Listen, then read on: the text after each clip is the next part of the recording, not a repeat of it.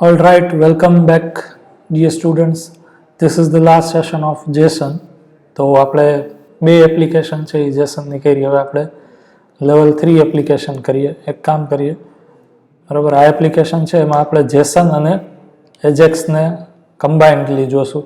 તો હું આ જે લેવલ 2 છે એને જ સ્ટ્રક્ચરને અહીંયા કોપી કરી નાખું છું અને એમાં અમુક વસ્તુ આપણે સિમિલર જ હશે, એટલે લેવલ 2નું જે કન્સેપ્ટ છે એ જ આપણે અહીંયા યુઝ કરીએ. તો લેવલ 3માં આપણે આ જે એપ્લિકેશન્સ બનાવીએ છીએ એની બધી જ ફાઇલને આપણે ઓપન કરીએ અને અહીંયા હું રિસોર્સ ફાઇલ તરીકે હવે જાવાસ્ક્રિપ્ટ ટેક્સ્ટ PHPની બદલે જેસન ફાઇલ હું યુઝ કરું છું.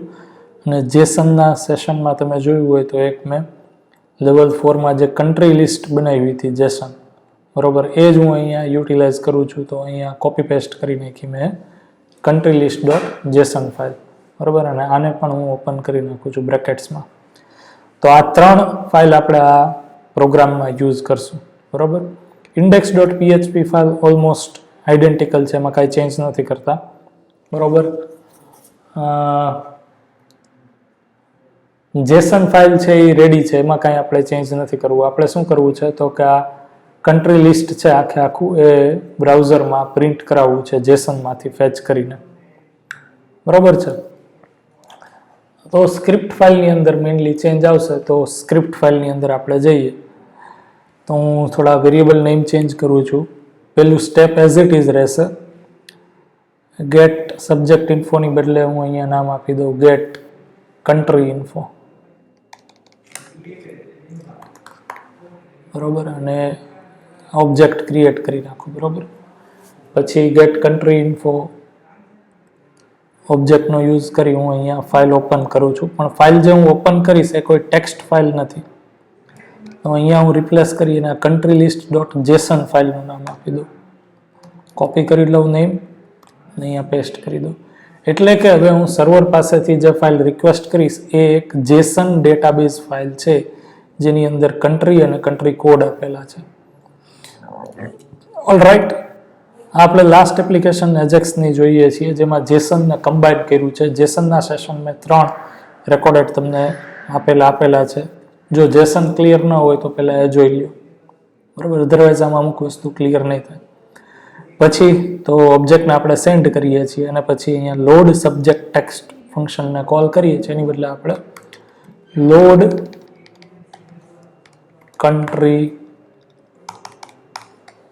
લિસ્ટ ફંક્શન નામ આપી દઈએ આપણે, બરાબર. પ્રીવિયસ મેથડ છે એ જ રીતના આ ફંક્શનને અહીંયા ડિફાઇન કરીએ. પહેલાં અહીંયા છે એ આપણે રેડી સ્ટેટ ચેક કરીએ, પણ અહીંયા સબ્જેક્ટ ઇન્ફો કન્ટ્રી ઇન્ફો અહીંયા નામ આવી જશે સેન્ડમાં. તો અહીંયા પણ એ જ આવશે કન્ટ્રી ઇન્ફો. જે જગ્યાએ સબ્જેક્ટ ઇન્ફો છે અહીંયા કન્ટ્રી ઇન્ફો કરી નાખીએ, બરાબર. અને હવે અહીંયાથી આપણે ચેન્જ કરીએ થોડું, બરાબર. ઇફ લૂપની અંદર અહીંયા શું ચેન્જ કરીએ આપણે તો કે હવે મારે શું કરવું છે તો કે આ ફંક્શનની અંદર જેસનની અંદર જે ફાઇલ આવે એ જેસન ફાઇલ મારે અહીંયા કન્ટેન્ટ તરીકે પ્રિન્ટ કરાવવી છે, બરાબર. અને એના માટે આ ડિવિઝન ટેગ તો છે જ, આ ડિવ ટેગ ટેક્સ્ટ એરિયા, બરાબર. પણ એ સિવાય હું શું કરીશ તો કે જે ફાઇલ આવે છે એને હું અહીંયા નવા ડિવિઝન ટેગ ઉપર હું પ્રિન્ટ કરતો જઈશ. અથવા તો આ રીતના હું કરું. લેટસ પહેલાં તો હું રિસ્પોન્સ ટેક્સ્ટ તરીકે જેસન ફાઇલને મારે જોતી હોય તો કઈ રીતના લેશે. તો પહેલાં હું એક વેરિયેબલ લઈશ. Lettuce variable country is equal two અથવા તો કન્ટ્રી લિસ્ટ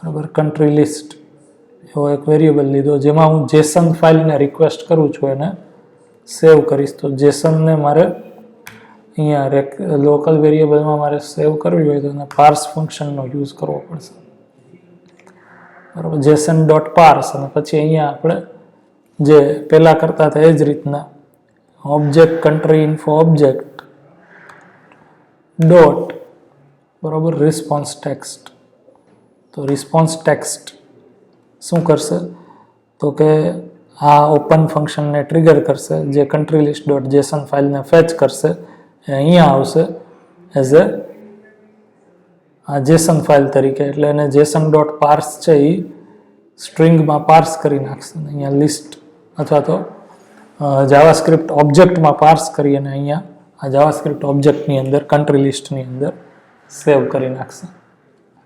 બરાબર. હવે આપણે શું કરશું તો કે અહીંયા આગળ જતા આ જે ફાઇલમાં ઓબ્જેક્ટમાં આવશે પાથ એ તો એક આખું લાર્જ કન્ટ્રી લિસ્ટ છે, આખું અહીંયા ઓબ્જેક્ટ તરીકે અહીંયા કન્ટ્રી લિસ્ટની અંદર આવી જશે. તો હવે આપણે એને 1 by 1 જો પ્રિન્ટ કરવું હોય તો કઈ રીતના કરી શકીએ તો કે ફોર લૂપનો યુઝ કરીએ અથવા તો ફોર ઈચ લૂપનો. લેટસ સે હું ફોર લૂપનો અહીંયા યુઝ કરું તો એક વેરિયેબલ આઈ ઇન કેમાં તો કે કન્ટ્રી લિસ્ટ. બરાબર. આ શોર્ટકટ ફોર લૂપ છે. બરાબર. એક જાવાસ્ક્રિપ્ટમાં આ ટાઈપની ફોર લૂપ પણ અવેલેબલ છે. આઈ ઇન કન્ટ્રી લિસ્ટ. બરાબર. તો આઈ છે એ ઇન્સ્ટન્ટ વેરિયેબલ ડિક્લેર કર્યો અને કન્ટ્રી લિસ્ટમાં એ ઇટરેટ કરશે જ્યાં સુધી કન્ટ્રી લિસ્ટ ઓબ્જેક્ટમાં ડેટા હશે ત્યાં સુધી. પછી અહીંયા શું કરીએ છીએ આપણે તો કે જે અહીંયા ટેક્સ્ટ એરિયા છે, બરાબર, ધીસ વન ટેક્સ્ટ ટાર્ગેટ, એની અંદર આપણે હવે આ પ્રિન્ટ કરવું હોય તો કઈ રીતના કરી શકીએ તો કે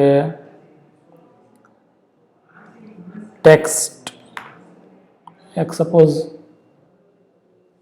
વેરિયેબલ લઈએ. હું શું કરું છું, આ પહેલાં પણ આપણે આ કરેલું છે, document dot get element by ID અને ટેક્સ્ટ એરિયા જે છે અહીંયા આ આઈડીને કોપી કરી અહીંયા પેસ્ટ કરી નાખું અને આટલી સ્ટ્રિંગ છે એને હું અહીંયા ટેક્સ્ટમાં સેવ કરી દઉં. બરાબર. ઇનફેક્ટ આને મારે અહીંયા ફોર લૂપમાં નહીં પણ ફોર લૂપની બહાર અહીંયા જસ્ટ એક નોર્મલ વેરિયેબલ છે ટેક્સ્ટ વેરિયેબલ, એની અંદર હું સેવ કરું છું. કેટલી તો કે આટલી સ્ટ્રિંગ સેવ કરું છું. એટલે હું આને શોર્ટકટ તરીકે આગળ જતા ટેક્સ્ટ ડોટ ઇનર HTML એમ યુઝ કરી શકું. બરાબર. તો હવે ટેક્સ્ટ ઇઝ ઇક્વલ ટુ એ કરી નાખ્યું છે. હવે હું શું કરું છું તો કે એક જ સેકન્ડ, હવે આપણે શું કરશું તો કે text dot inner HTML is equal two હું શું લખીશ તો કે જે અહીંયા મને કન્ટ્રી લિસ્ટમાંથી અહીંયા આઈમાં આવ્યું હોય 1 by 1 એ હું અહીંયા પ્રિન્ટ કરીશ. બરાબર. તો કન્ટ્રી લિસ્ટ ઓફ આઈ ઉપર જે હોય એ ડોટ, હવે અહીંયા ડોટ કરીને મારે શું મૂકવાનું થશે તો કે અહીંયા જે વેરિયેબલ હોય કી, સપોઝ મારે નેમ પ્રિન્ટ કરવું છે તો નેમ, કોડ પ્રિન્ટ કરવું હોય તો કોડ, હું નેમ પ્રિન્ટ કરવા માંગુ છું તો ડોટ નેમ. તો કન્ટ્રી લિસ્ટના 0th ઇન્ડેક્સ ઉપર નેમ, 1th ઇન્ડેક્સ ઉપર નેમ, 2 એવી રીતના જ્યાં સુધી આઈ હશે ત્યાં સુધીના નેમ કીમાં જે વેલ્યુ છે એ અહીંયા ઇનર HTML પ્રોપર્ટી તરીકે અપેન્ડ અથવા તો એઝાઇન થાય, સેવ થાય. બરોબર. આ રીતના આપણે કરીએ ફોર લૂપમાં. એલ્સમાં છે એ આ રીતે એલર્ટ મેસેજ, અને અહીંયા સબ્જેક્ટ ઇન્ફોની બદલે એલર્ટ મેસેજમાં આવશે object country info dot status text. મારા ખ્યાલથી અહીંયા ઇનર HTMLમાં એક પછી એક જે આવશે એ એઝાઇન થશે એક જ લાઇનમાં કન્ટ્રીનું લિસ્ટ. એટલે જો આપણે ને કોન્કેટ કરવું હોય inner HTML is equal to country list dot name, તો આપણે કરી શકીએ અહીંયા plus equal to country list plus double કોટ્સમાં BR ટેગ ન્યૂ લાઇન માટે. બરોબર.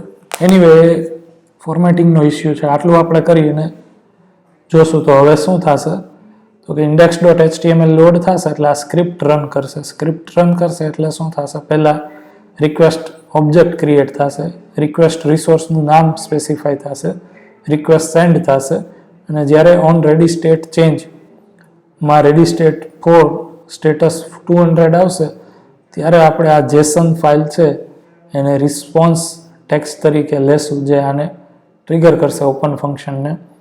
દેન after will add the inner HTML of text area with the country list.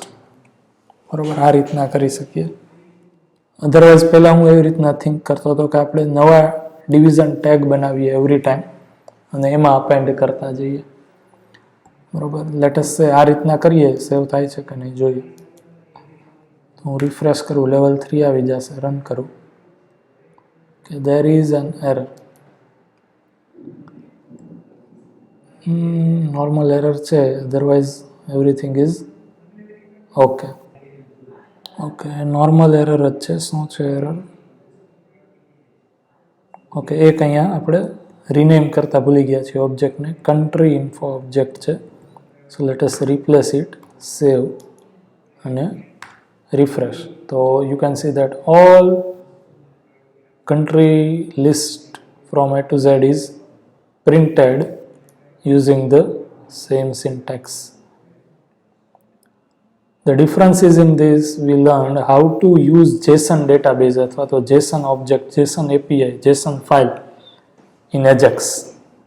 બરાબર, અને કઈ રીતના આપણે અહીંયા પ્રિન્ટ કરી. હવે જો તમે અહીંયા ડેક્સ આ પેજ ઉપર પ્રિન્ટ કરી શકતા હોય તો આવી જ રીતના છે તમે ડ્રોપ ડાઉનના લિસ્ટ તરીકે પ્રિન્ટ કરી શકો. તમારી ઉપર છોડું છું, હોમવર્ક તરીકે ટ્રાય કરજો. બરાબર, તો દેટ્સ ઇટ. અહીંયા સુધી છે. અહીંયા આપણો છે એ લેક્ચર, બરાબર, એજેક્સના કન્સેપ્ટ્સ કમ્પ્લીટ કરીએ છીએ. જે ઇન્ટ્રોડક્ટરી પાર્ટ ઓફ એજેક્સ અને જેસન હતો આ રીતના આપણે રેકોર્ડિંગમાં લીધું છે. અહીંયા છે એ તમારા સિલેબસને આપણે કમ્પ્લીટ, બરાબર, જાહેર કરીએ છીએ. હવે કોઈ પણ તમને એજેક્સમાં અથવા તો જેસનમાં અથવા તો બીજા જે લાસ્ટ યુનિટ છે MVC એમાં કોઈ પણ કાંઈ પણ પ્રોબ્લેમ હોય, જે રેકોર્ડેડ લેક્ચર છે એ આ પહેલાં જેટલા આપણે ઓનલાઈન લેક્ચર્સ લીધા છે એમાં કોઈ પણ જાતની તમને પ્રોબ્લેમ હોય તો હું તમને અમુક સમય આપીશ, ત્યાં સુધીમાં લેક્ચર્સ જોઈ લ્યો અને પછી એક મેસેજ કરી દઈશ તમને. જો ડાઉટ સોલ્વિંગ સેશન આપણે રાખશું, જો તમારો રિસ્પોન્સ આવશે તો. જો રિક્વાયર્ડ નહીં હોય ડાઉટ સોલ્વિંગ સેશનની તો આપણે નહીં રાખીએ. બરાબર, so it depends on you. પણ મલ્ટિપલ ટાઈમ્સ આ સેશન્સને જોવો અને જે હું રિસોર્સિસ તરીકે અમુક વેબસાઇટ તમને આમાં સાથે અટેચ કરીશ ગૂગલ ક્લાસરૂમમાં, તો એ પણ જોઈ લ્યો. બરાબર, એનાથી પણ ઘણા બધા ડાઉટ સોલ્વ થશે. સો દેટ્સ ઇટ. અહીંયા સુધી રાખીએ. Thank you very much.